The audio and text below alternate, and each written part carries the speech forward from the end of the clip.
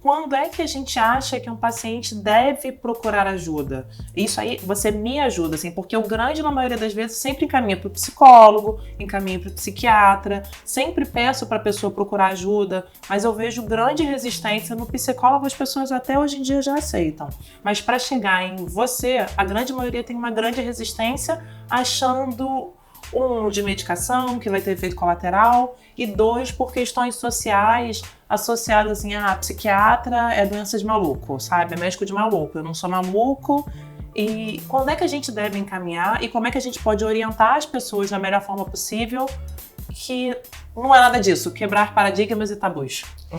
Então, na verdade, tristeza faz parte da vida, ansiedade faz parte da vida e até são sintomas saudáveis, né? Você perde alguém querido, você não vai ficar feliz, né?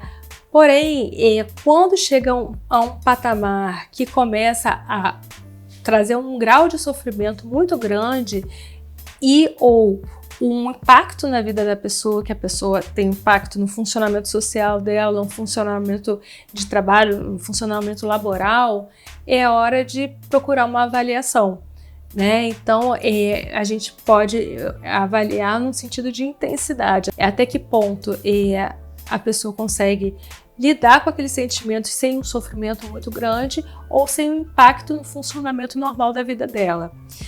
Agora, o preconceito em relação à psiquiatria vem diminuindo muito nos últimos tempos, né? Isso é notório no consultório. É notório como as pessoas vêm, indicam uma para as outras o seu psiquiatra e falam mais abertamente dos seus tratamentos hoje em dia, né?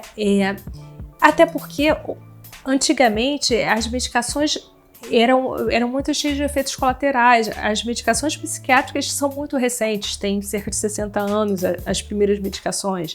Então, as primeiras medicações tinham muitos efeitos colaterais e se tratavam os casos graves mesmo, né? E por isso esse estigma da psiquiatria só trata maluco, só trata descompensado, que é um estigma horroroso. Hoje, com as medicações mais recentes, com poucos efeitos colaterais, né, com medicações que alteram um pouco o libido, que alteram um pouco o peso, a gente consegue tratar também os casos moderados e os casos leves também de ansiedade e depressão, trazendo bem-estar. Hoje o foco é qualidade de vida, então a medicação ideal é a medicação que a pessoa toma, tem um bem-estar e não percebe, não lembra nem que está tomando uma medicação, porque não tem um efeito colateral significativo.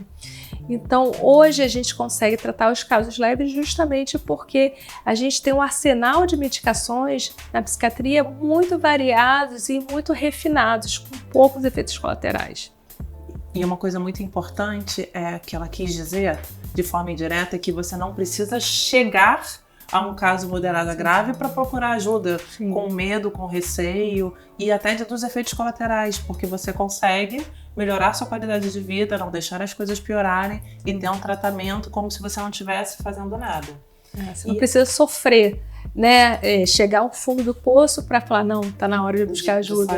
Né? Sentindo que não tá bem, que não está no seu funcionamento normal, que está no nível de sofrimento fora do seu normal, ou tá tendo um rendimento pior na sua vida, uma avaliação é necessária para poder te resgatar antes do problema se cronificar e crescer. E aí uma outra pergunta, assim, existe prazo de validade para o uso das medicações? Porque acho que uma outra questão, as pessoas ficam com medo de vou criar dependência, não vou conseguir parar de tomar porque eu vou ficar para sempre. Como é que funciona mais ou menos o tratamento? Qual é o objetivo? Isso é uma pergunta muito importante, na verdade, né? Quando a gente fala em depressão e ansiedade, o antidepressivo, na verdade, tem um nome que causa confusão, porque a mesma medicação que trata a depressão é a mesma que trata a ansiedade. E mesmo que você não tenha depressão, você vai tomar um antidepressivo, né? E eu faço muito um paralelo com infecção, porque todo mundo entende um pouco de infecção. Se você tem uma infecção, você vai tomar um antibiótico, que aos pouquinhos vai matando as bactérias e a febre vai cessando. E nesse período você não vai ficar com febre. Você vai tomar um antitérmico, uma Novalgina, para baixar a febre e temporariamente te dar um conforto. Então, um Rivotril, um Frontal, é que nem uma Novalgina, ele dá um conforto mais imediato, enquanto o antidepressivo demora lá seus 10 dias para começar a fazer um efeito. O benzodiazepínico usado incorretamente é que causa dependência. Ele usado de forma correta, bem orientado, ele não vai causar dependência e antidepressivo não causa dependência. O que acontece é um tratamento mal feito. Quando você começa a tirar o antidepressivo, os sintomas vão voltando. Então é sempre fundamental a gente buscar zerar os sintomas ao máximo. E aí os sintomas tendem a não voltar. E aí isso não é criar dependência. O grande problema de um Rivotril, de um Frontal, que as pessoas ficam assustadas, é que antes as pessoas usavam para se automedicar.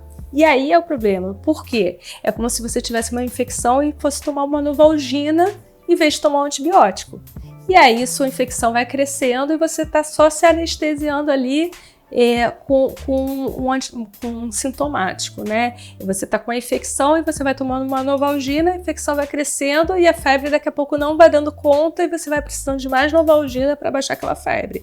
Então, se você está com ansiedade ou depressão e não vai se tratando direito, só tomando um Rivotril, a tendência é os sintomas irem piorando e daqui a pouco aquele Rivotril não dá conta. E se você fica sem o Rivotril, você vai ficar péssimo. Se você fica sem a Novalgina, a febre vai voltar. E isso que causa dependência, a ser maltratado.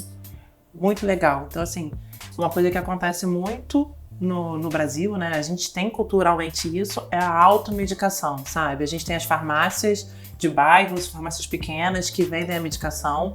Ou comigo acontece muito, o paciente pergunta assim, você pode fazer um remedinho pra mim? Sim. Faz uma receitinha pra mim? E amigos, faz uma receitinha pra mim? Não! Você tá acompanhando com seu psiquiatra, sabe? Quem é que tá te prescrevendo? Quem é que tá te acompanhando? Não, eu sou chata. Bastante. As medicações são controladas, na verdade, para proteger os pacientes que abusavam das medicações antes de serem controlados. Então, o controle é para proteger os pacientes da automedicação. Não é porque as medicações são fortes, são perigosas, é porque as pessoas abusavam antes e faziam mau uso delas, né? Nós somos mal educados. Resumindo, é isso.